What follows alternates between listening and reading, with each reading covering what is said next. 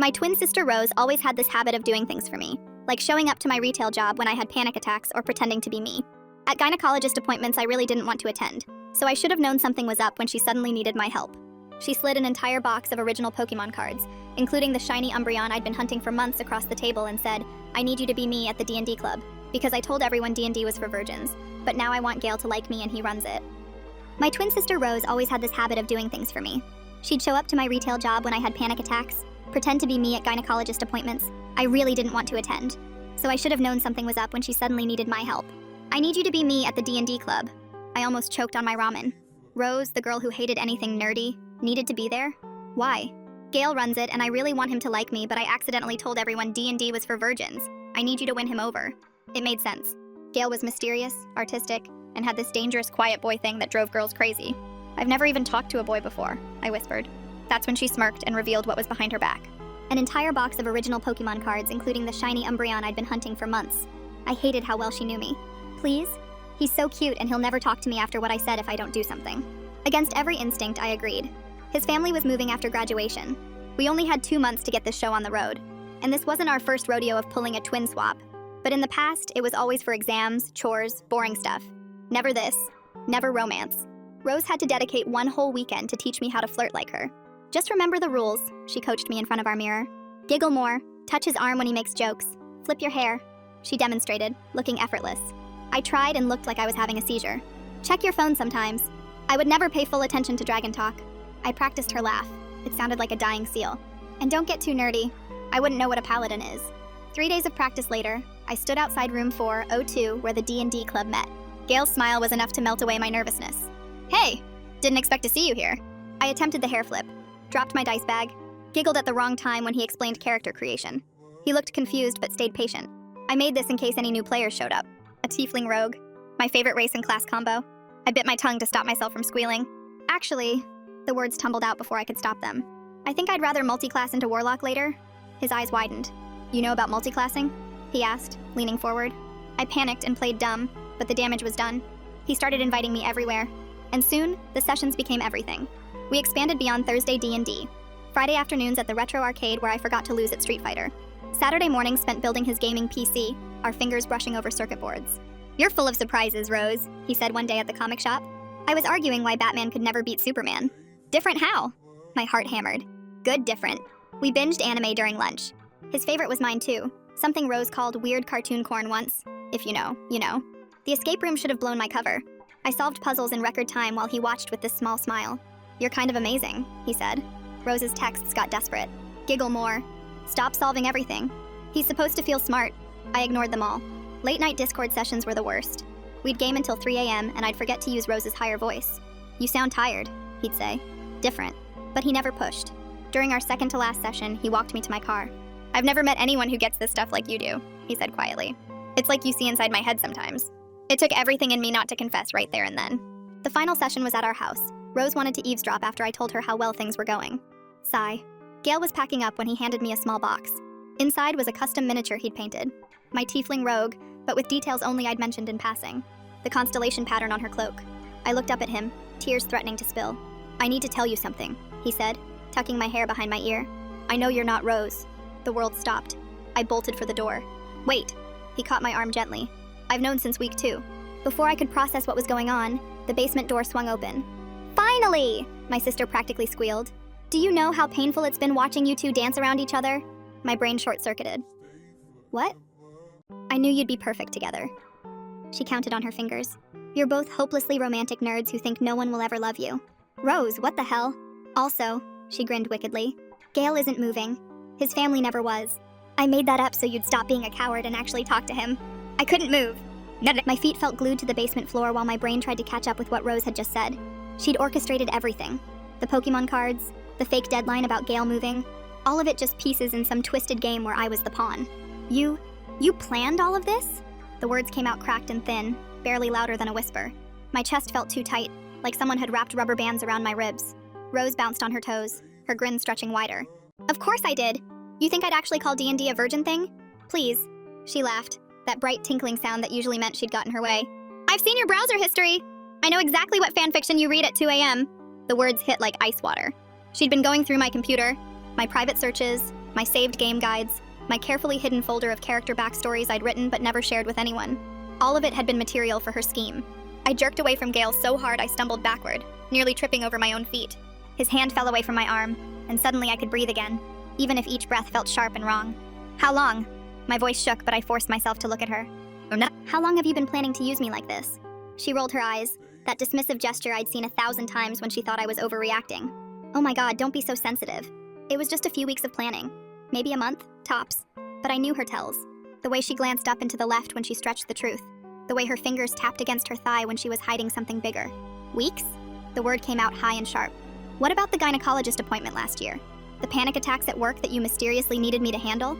Dad's boss dinner where you had food poisoning that cleared up the second I got home?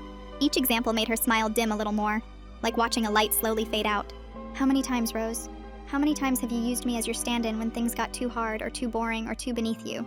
The last words tasted bitter. Beneath her. That's what I'd always been, wasn't it? The backup sister, the spare, the one who could be slotted in whenever Rose needed to be in 2 places at once. Or more accurately, when she needed to be somewhere she didn't want to be. Gale stepped forward, his hands raised like he was approaching a spooked animal. Hey, maybe we should all just calm down and talk about this. There's obviously been some miscommunication. I whirled on him, and all the anger that had been building for years finally found a target. Miscommunication? You knew. You knew I wasn't her and you just... What? Watched me make a fool of myself? Enjoyed the show? My hands started shaking. That familiar tremor that usually meant a panic attack was coming. But this time it felt different. This wasn't anxiety. This was rage. Pure and clean and absolutely justified. That's not... Gale started, but I was already backing toward the stairs. No, I'm done. I'm done being Rose's backup plan, and apparently I'm done being your entertainment too. Rose reached for my arm, but I yanked it away, the motion sharp enough to make her step back. Don't touch me. Don't follow me. Just leave me alone for once in my life. The words hung in the air as I ran up the stairs, taking them 2 at a time. My chest burned with the kind of panic that had been my unwanted companion since middle school, but this time it mixed with something else. Relief. Like I'd finally said words that had been stuck in my throat for years. In my room, I twisted the lock and slid down against the door, pulling my knees up to my chest. The position I'd perfected during countless anxiety attacks. Except this time I wasn't trying to disappear. I was trying to hold myself together. My phone started buzzing immediately. The screen lit up with their names. Rose, Gale, Rose again, then Gale. I held down the power button until the screen went black. The silence that followed felt like the first honest moment I'd had in months. No performance, no pretending, just me, alone, exactly as I'd always been. 20 minutes passed, maybe 30. Time got weird when your world rearranged itself. Then came a soft knock, careful and deliberate. Honey? Mom's voice carried that particular gentleness she used when she knew something was really wrong. Rose told me what happened. A laugh escaped me, but it came out bitter and broken. Of course she did. Rose tells you everything, after she decides what story to tell. There was a pause. Then Mom said something that made me freeze. That's why I want to hear your version. Your version. Not Rose's interpretation. Not the family-friendly edit. Mine. I turned the lock slowly and opened the door. Mom took in everything. My red eyes, my shaking hands, the way I held myself like I might shatter if I moved too fast. Without a word, she pulled me into a hug, the kind that didn't require me to hold myself up. She's been doing this for years, hasn't she? This whole twin swap plan feels way off. Rose says she wants help with a boy she insulted, but then she's teaching her sister flirting techniques that don't even match her personality. Mom's words were quiet against my hair. Using you when it's convenient? The understanding in her voice, the recognition of something I'd never been able to name properly, broke something inside me. The tears came hard and fast, the kind that made your whole body shake. I just wanted to help her. I managed between sobs that felt too big for my chest. She's my twin. We're supposed to be a team, but I'm so tired of only existing when she needs something. Mom held me tighter, her arms steady while mine shook. I know, baby. I should have stopped this years ago. Your dad and I, we thought it was harmless twin stuff. We were wrong. She guided me to my bed, sitting beside me while I tried to remember how to breathe normally. The mattress dipped with her weight, familiar and comforting in a way that made me feel 5 years old again. Back when problems were smaller and Rose and I really were a team. You know you don't have to forgive her, right? Mom smoothed my hair back from my face, her fingers gentle. Not right away. Maybe not ever, if that's what you need. The permission to be angry, to stay angry, felt like something I didn't know I'd been waiting for. All my life I'd been told to make peace, to understand, to be the bigger person. But maybe sometimes being the bigger person meant recognizing when you'd been made small. But she's my sister, I whispered, the words automatic. And you're her sister too. Mom's voice carried an edge now, protective and fierce. That should mean something to her. The fact that she keeps using you, lying to you, manipulating situations, that's not okay. Family doesn't mean accepting harm. She brushed my hair back one more time, the gesture achingly familiar. Your dad and I are going to talk to Rose. Really talk to her this time. After she left, I sat in the quiet of my room for a long moment before reaching for my phone. My stomach dropped as the screen came alive. 37 messages. Most were from Rose and Gale. Walls of text I couldn't face yet.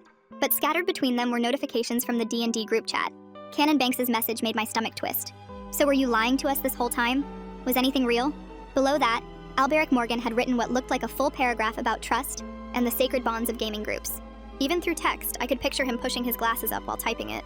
Juan Pope had just sent a sad face. Somehow that hurt worse than the accusations. My fingers hovered over the keyboard for a long time before I forced myself to type. I'm sorry. I lied about who I was. I understand if you don't want me back. I hit send before I could delete it, before I could overthink it into nothing. The typing indicators appeared immediately. Cannon Banks was already responding. That's not an answer.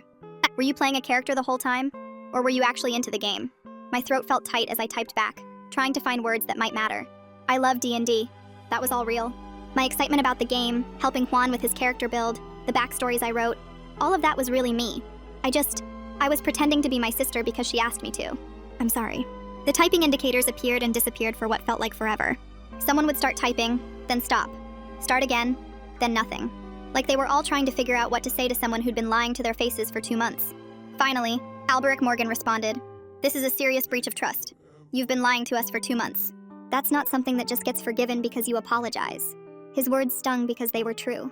There was no rule in the player's handbook for this. No saving throw against consequences you'd earned. Cannon Banks added, "I need time to think about this. Don't come to next week's session." My phone buzzed with a private message. Juan Pope. I'm hurt too, but I remember how happy you looked when you rolled your first nat 20. That seemed real. I wanted to thank him, to explain, to apologize better. But I didn't know if I had the right to even respond. Everything felt broken, and I didn't know how to fix it. Maybe some things weren't supposed to be fixed. Maybe they were supposed to teach you what not to break next time. Then I heard it, shouting from downstairs. Dad's voice, which never got raised, carrying up through the floorboards. "She's not your spare tire, Rose. She's a person with her own life." Rose shouted back something I couldn't make out, her voice high and defensive. Then a door slammed hard enough to rattle the pictures on my wall. The house went quiet in that particular way that meant everyone had retreated to their corners, angry and hurt and not sure what came next. An hour passed. I spent it staring at my ceiling, replaying every D&D session, every moment with Gale, trying to figure out where the performance ended, and I began. The answer was messier than I wanted it to be. Then came the knock. Not soft like Mom's. Insistent. Demanding. "Go away," I told her, not bothering to get up. She knocked again, harder. "I'm not leaving until you talk to me." The entitlement in her voice, the assumption that I'd eventually give in because I always did, made fresh anger flare up. "Then enjoy standing in the hallway," I shot back. "I'm good at being alone. I've had lots of practice." "That's not fair," Rose said through the door, her voice taking on that wounded tone she used when she wasn't getting her way. "You always had the option to make friends. You chose to hide behind your games and books." The words hit exactly where she'd aimed them. Every insecurity, every moment of self-doubt, weaponized and thrown back at me. I got up and yanked the door open so fast she actually stepped back. "No," I said, my voice steadier than I felt. "You made sure I knew my place." Every time I tried to be myself, you reminded me how embarrassing I was. How my interests were weird. How I was too much or not enough, but never just right. Rose's face was blotchy from crying. Mascara smudged under her eyes. But I didn't feel the usual pull to comfort her. To make it better. To smooth things over. "I was trying to help you," she insisted, her voice cracking. "You were never going to talk to Gale on your own. You can barely order pizza without having a panic attack." I laughed, but there was no humor in it. "Right. Because shy, nerdy me could never possibly attract someone without your help. Thanks for proving my point." "He knew it was you," Rose protested, desperate now. "He liked you anyway." I shook my head slowly. "He liked a performance." He liked watching me lie and struggle. That's not the same as liking me. The truth of it sat heavy in my chest, but it was my truth to carry. And you? You don't even see me as a real person. Just an extension of you to use when needed. A backup Rose for the situations you can't be bothered with. The words hung between us like a physical barrier. Rose's mouth opened, then closed, then opened again, but nothing came out. For maybe the first time in our lives, she had no quick comeback, no charming deflection. Dad appeared in the hallway behind her, his expression harder than I'd ever seen it. "Rose, leave your sister alone. Now." His voice had that particular edge that meant no arguments, no negotiations, no charm would work.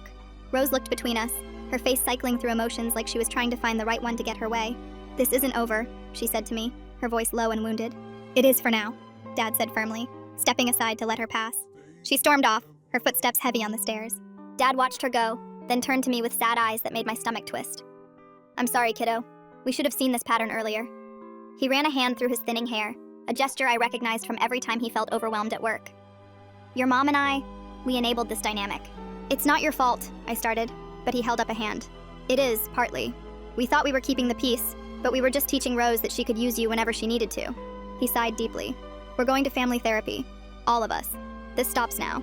The certainty in his voice should have been comforting, but all I felt was exhausted. Years of being the easy twin, the accommodating one, the backup plan, it all sat on my shoulders like wet concrete. That night, I lay in bed staring at my ceiling, replaying every interaction with Gale. The way he'd smiled when I solved the escape room puzzles, how his eyes lit up during our Discord sessions. Was any of it real? Or was I just entertainment? A real-life drama playing out for his amusement? My phone buzzed on the nightstand. A text from him. Can we please talk? I know I messed up. I stared at the message for a long moment, my thumb hovering over the keyboard. Then I swiped it away without responding. Deleted the whole conversation thread.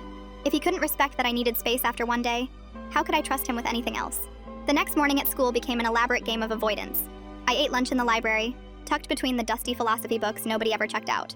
I took the long route to every class, adding an extra 5 minutes just to avoid the hallways where the D&D club members hung out. When the final bell rang, I slipped out through the back exit by the gym. But Cannon Banks was waiting at my locker the next day, leaning against it with his arms crossed. His face had that serious expression he usually saved for rules disputes during games. We need to talk, he said, and something in his tone made my insides clench.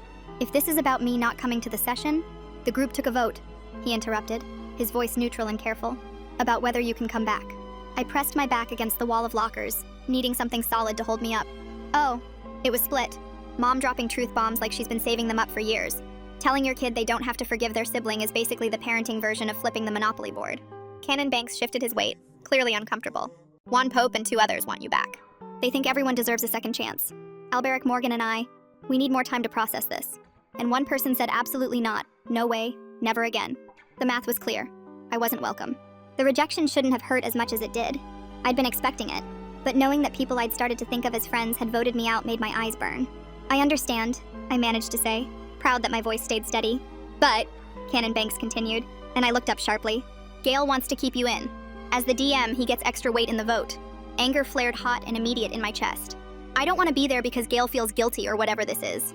Cannon Banks nodded slowly. That's what I told him. Look, you're good at the game.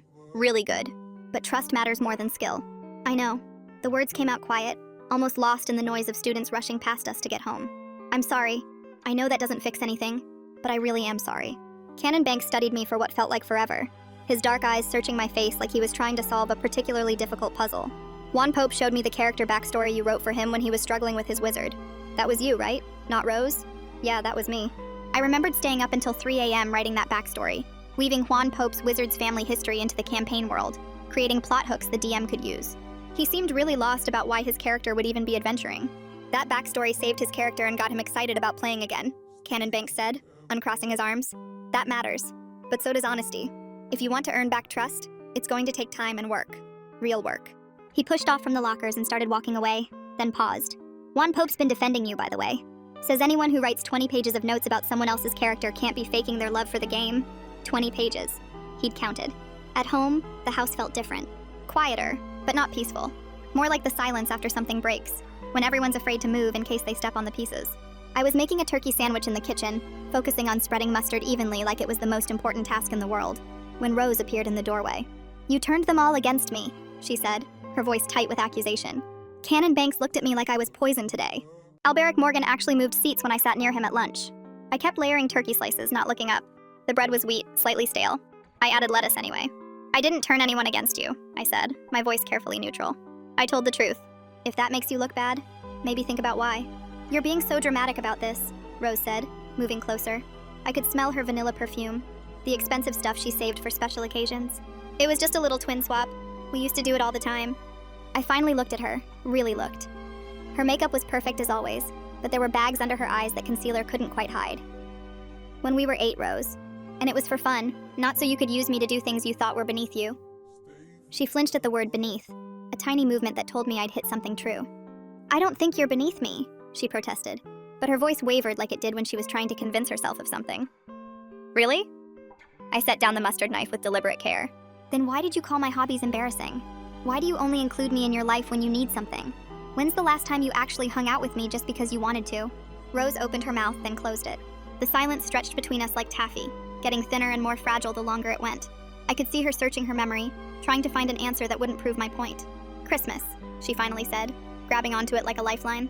We watched movies at Christmas. I shook my head slowly. You were on your phone the whole time texting your friends about how boring family time was. You literally posted a story calling it hostage situation with relatives. Her face went pink. She'd forgotten I could see her stories. Mom walked in then, and the air in the kitchen became so thick with tension you could practically taste it. She looked between us, taking in my defensive posture and Rose's guilty expression. Family therapy, she announced, her tone leaving no room for argument. Tomorrow at 4, not optional. Rose started to protest. But I have. You've been using your sister as an emotional support puppet for years. Mom cut her off, her voice sharp with disappointment. We're going to address it properly this time. That evening, I was halfway through a YouTube video about speedrunning techniques when I heard the doorbell. Then Dad's voice, firm and protective in a way that made my throat tight. She doesn't want to see you, I heard him say through my cracked bedroom door. Gail's voice was muffled, but I caught pieces. Something about misunderstanding and if she would just let me explain. And frankly, young man, Dad's voice got louder. The fact that you knew she was being deceived and said nothing doesn't sit well with me either. That's not romantic. That's manipulative. Gail mumbled something I couldn't make out. Then footsteps retreating, the door closing with a final click. Dad appeared in my doorway a moment later. You okay? I nodded, not trusting my voice. He gave me a small smile and closed my door gently, leaving me with my video and the weird hollow feeling in my chest. The next morning, I made a decision. If I was going to lose everything anyway, I might as well try to salvage something on my own terms. The comic shop smelled like it always did. Old paper and that particular plastic scent from collectible figures. Saturday afternoon meant it would be busy, and sure enough, I spotted Juan Pope by the miniatures display, holding a tiny dragon up to the light. When he saw me, his whole body went rigid. The dragon slipped from his fingers, clattering on the glass counter. Hi, I said, stopping a safe distance away. My hands were sweating, but I forced myself to stay put. I'm not here to push or make things weird. I wanted to give you this. I pulled the notebook from my bag, the one with the worn cover and coffee stains. His name was written on the front in my careful handwriting. What is it? Juan Pope asked, wariness clear in every line of his body. I fidgeted with my sleeve, pulling at a loose thread. Campaign notes. All the stuff I wrote about your character, plot theories, item combinations that might help. Even if I can't play anymore, I wanted you to have them. Your character deserves to finish his arc. Juan Pope took the notebook slowly, like it might bite him. He flipped it open to a random page and his eyes widened. Then he turned another page, and another. You really did care about the game, he said, his voice soft with something like wonder. This is like 20 pages of notes just about my character's family history. And here, you drew a family tree? With potential plot connections? Heat crept up my neck. I like world building. And your character had such potential for growth. The whole thing with his sister being missing, there were so many directions that could go. Juan Pope looked at me for a long moment, really looked at me. Not like I was Rose's weird twin or the girl who lied to everyone, but like he was seeing me for the first time. I'll talk to Cannon Banks, he said finally. Maybe we can figure something out. You don't have to. Your notes got me through my character's worst crisis, he interrupted. That was real. Whatever else happened, that was real. Monday at 4 o'clock found us in a beige office that smelled like lavender and looked like it was designed to be aggressively non-threatening. Motivational posters with sunsets. A white noise machine humming in the corner. Rose sat as far from me as the small room would allow, examining her nails like they held the secrets of the universe. The therapist, a woman with kind eyes and silver-streaked hair pulled into a bun, introduced herself as Dr. Martinez. So, she said, settling into her chair with a yellow legal pad, who wants to start by explaining why we're here? Rose jumped in immediately, her voice taking on that performed quality she used with teachers. There was a misunderstanding about a boy, and now everyone's acting like I committed some huge crime. It was just a harmless prank that went a little sideways. Dr. Martinez made a note, her expression neutral. A harmless prank. And how do you see it? She looked at me. I took a breath, trying to organize years of accumulated hurt into something coherent. She's been using me as her substitute for years. Every time something was too hard or too embarrassing or too boring for her, she'd send me instead. Can you give me some examples? Dr. Martinez asked gently. So I did. The gynecologist appointments Rose found too awkward. The family dinners she wanted to skip. The study groups where she needed someone to take notes while she went to parties. The job interviews she was too nervous to attend. The list kept going, each example making Rose sink lower in her chair. That time you had me pretend to be you at your volunteer orientation because you wanted to go to the beach, I continued, my voice getting stronger. The 3 times you made me take your driving test because you kept failing. The parent-teacher conference where you needed someone who wouldn't get defensive. Those were different, Rose started. The college interview, I said, and she went pale. You made me do your alumni interview because you said you'd panic. There's something curious about how Cannon Banks delivers this news. Standing by lockers like it's just casual hallway talk when he's basically deciding someone's social fate. The way he lists each vote feels oddly formal for what should be a friend group discussion. But really, you just wanted to go to that party. Dr. Martinez had stopped writing, her pen suspended over the paper. Rose, do you understand why your sister feels used? Rose crossed her arms, her defensive posture familiar from every time she'd been called out on something. I guess, but she never said no. Did you ever give her a real choice? Dr. Martinez asked carefully. Or did you assume she'd comply because she always has? The question hung in the air. Rose's mouth opened and closed, but no words came out. For maybe the first time in our lives, she had no quick comeback, no charming deflection. She's my twin, Rose finally said, but it sounded weak even to her. We're supposed to help each other. Help is mutual, Dr. Martinez said. What you're describing sounds more like one person serving another's needs without reciprocation. Mom, who'd been quiet until now, spoke up. Rose, when was the last time you did something for your sister? Not with her. For her? Another silence.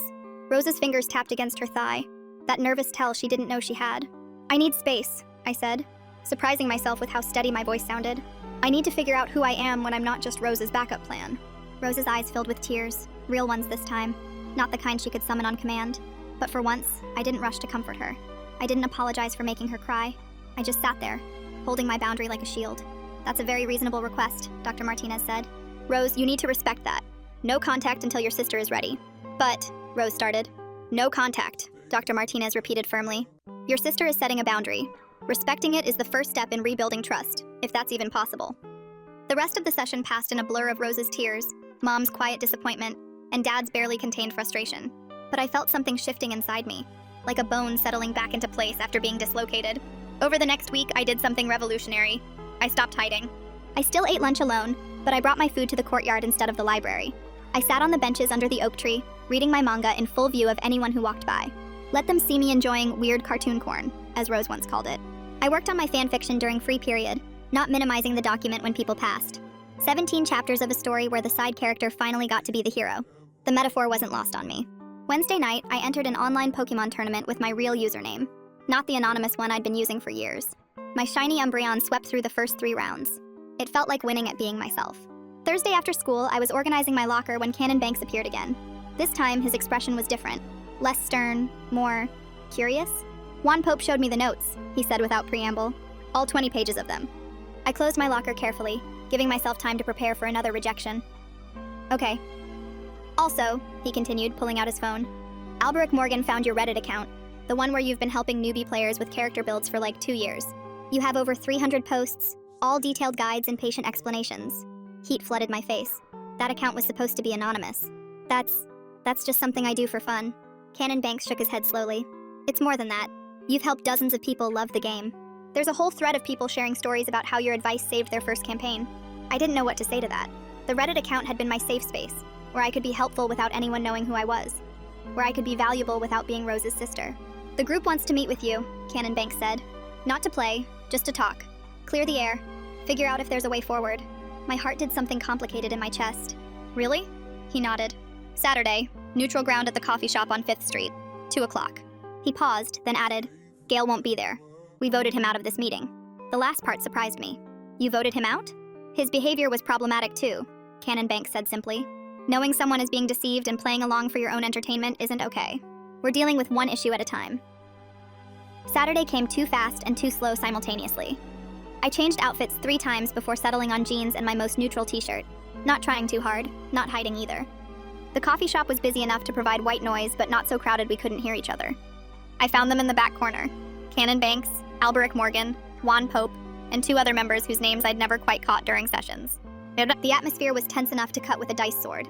Alberic Morgan started without preamble, his notebook already open. We want to understand why you thought lying to us was acceptable. So I told them everything. Not the polished version I'd prepared in my head, but the messy truth. About Rose, about years of being her substitute, about wanting so desperately to belong somewhere that I'd convinced myself the lie was worth it. She's used me as her stand-in since we were kids, I said, staring at my untouched latte. Every time something was too hard or too uncomfortable or too far beneath her social status. And I kept saying yes because I thought that's what sisters did. That's messed up, one of the members said, his voice flat and matter-of-fact. Your sister sounds toxic. The word toxic hit like a slap. I wanted to defend Rose out of habit, that automatic response trained by years of twin loyalty. But I stopped myself. Swallowed the defense that would have been another lie. Yeah, I agreed quietly. She kind of is. I'm working on setting boundaries. Alberic Morgan pulled out a fresh page in his notebook, his mechanical pencil clicking. If you come back, we have conditions. Anything, I said too quickly, then forced myself to slow down. I mean, yes, I'm listening. First, full transparency. No more lies, even small ones. If you're having a bad day, say so. Don't pretend everything's fine. Alberic Morgan's pencil moved across the page in his neat handwriting. Second, you sit out the current campaign finale. You haven't earned that. That stung, but it was fair. I nodded. Third, he continued, if you're in as yourself. Not as Rose's sister, not as anyone else. We want to know who you actually are. Yes, I said immediately. All of that, yes. Canon Banks leaned forward. And Gale doesn't get to override group decisions about you anymore. This isn't his call. What about Gale? I asked hesitantly, not sure I wanted to know the answer. Juan Pope shifted uncomfortably in his seat, his coffee cup scraping against the saucer. That's complicated. He says he's had feelings for you for years, but the way he handled this was creepy. We're still figuring out if he stays as DM. He knew who you really were and didn't say anything, the other member added, speaking for the first time. That's like informed consent issues. It's gross. The fact that they saw it, that they understood why Gale's behavior was wrong without me having to explain it, meant more than I could express. My throat got tight with unexpected emotion. We're not saying you're forgiven, Alberic Morgan clarified, clicking his pencil again. Trust takes time to rebuild, but we're willing to try if you are. I nodded, not trusting my voice. Juan Pope pushed a napkin across the table toward me, and I realized my eyes were leaking. Not full crying, just overflow. Thanks, I managed, for giving me a chance. For seeing that it's complicated. Everything's complicated, the quiet member said with a shrug. Doesn't mean we can't work through it. I went home feeling lighter but uncertain, like I was walking on ground that might shift at any moment. The house was quiet when I walked in, but Mom called me into the living room before I could escape to my room. Rose was there, sitting in the armchair with her hands folded in her lap. She looked smaller somehow, deflated. Mom and Dad flanked her like guards. Family meeting, Dad said, his tone making it clear this wasn't optional. Rose has something to say. Rose looked up at me, and I could see she'd been crying. Her makeup was gone, leaving her face naked and young-looking. I'm sorry, she said, but the words sounded rehearsed, like she'd practiced them in the mirror. The therapist says I have narcissistic tendencies, and I use you to avoid consequences. The clinical language, the way she said it like she was reporting someone else's diagnosis rather than owning her behavior, made my jaw clench. And? Mom prompted, her voice carrying an edge of frustration. Rose sighed, the put-upon sound of someone being forced to do homework. And I'm going to individual therapy to work on it. And I'm not allowed to ask you for any favors for at least 6 months. And I have to respect your boundaries. She looked at me with frustration clear in every line of her face. This is really hard for me. A laugh escaped me, sharp and bitter. Yeah, Rose. Being treated like a person instead of a prop is really hard for me too. That night, Gale texted again. Please, just 5 minutes. I need to explain. The notification glowed on my phone screen while I sat cross-legged on my bed. Homework spread out around me but forgotten. 5 minutes. He wanted 5 minutes after watching me unknowingly perform for him for 3 years. My thumbs moved across the keyboard before I could second-guess myself. You watched me for 3 years and never just talked to me. That's not romantic. It's creepy. Leave me alone. I hit the block button while the typing indicator was still pulsing. The small action felt enormous, like closing a door I'd been too polite to shut before. Canon Banks pulling out receipts like a detective solving the case of the century. 300 Reddit posts helping newbies. Girl's been running a secret charity for nerds while thinking she's worthless. Thursday arrived with the weight of anticipation sitting heavy in my stomach. The D&D room looked exactly the same. Same tables pushed together, same character sheets and dice scattered across surfaces, same smell of markers and old carpet. But everything felt different when I walked through the door. Conversations died mid-sentence. Dice stopped rolling. Everyone turned to look at me standing in the doorway with my old dice bag clutched in my hand like a lifeline. One of the other members sat behind the DM screen now, his notebook open to pages covered in sticky notes. Gale occupied a regular player spot at the far end, his eyes fixed on his character sheet like it contained the secrets of the universe. I chose a chair near the door, close enough to be part of the group, but far enough to make my status clear. I'm here to observe, I said, the words coming out quieter than I'd intended. If that's okay. Canon Banks gave a slow nod, his expression unreadable. We're running a one-shot today. You can watch. The session unfolded with all the comfort of wearing wet socks. Everyone kept glancing at me between dice rolls, their roleplay stilted and self-conscious. The new DM tried to maintain energy, describing a haunted lighthouse with enthusiasm, but even he kept checking my face for reactions. Amen. When he called for a 10-minute break after the first combat encounter, people scattered to refill drinks and stretch. I stayed in my chair pretending to study the battle map, counting squares and memorizing positions I wouldn't need to know. You blocked me. Gale stood beside my chair, his accusation hanging in the air like a failed spell save. I kept my eyes on the miniatures, noting how someone had painted tiny runes on the wizard's robes. Yeah, because you wouldn't leave me alone after I asked for space. The words came out measured, controlled. I finally looked up at him. That's a boundary. Learn to respect them. His face crumpled slightly, like I'd rolled critical damage on an attack he hadn't seen coming. I thought we had something special. We had you watching me perform without my knowledge. Each word felt necessary, like components for a spell I was finally casting correctly. That's not special. It's invasive. She asked for space, dude. Back off. Juan Pope materialized beside me, his usually cheerful face set in hard lines. The solidarity from him, after everything I'd put the group through, made my throat constrict with unexpected gratitude. Gale retreated to his end of the table, and the session resumed with marginally less tension. I stayed for the whole game, watching quietly, learning the new dynamics, understanding my place in this shifted landscape. The following weeks became an exercise in patience and consistency. I arrived early to help set up tables. I organized the miniature collection that had devolved into chaos. I brought homemade cookies, chocolate chip, nothing fancy, and left them on the table without fanfare. Small acts that said, "I'm here, I'm trying," without demanding forgiveness. Rose's texts arrived like clockwork every few days. "Miss you. Saw a meme you'd like. Mom's making your favorite dinner."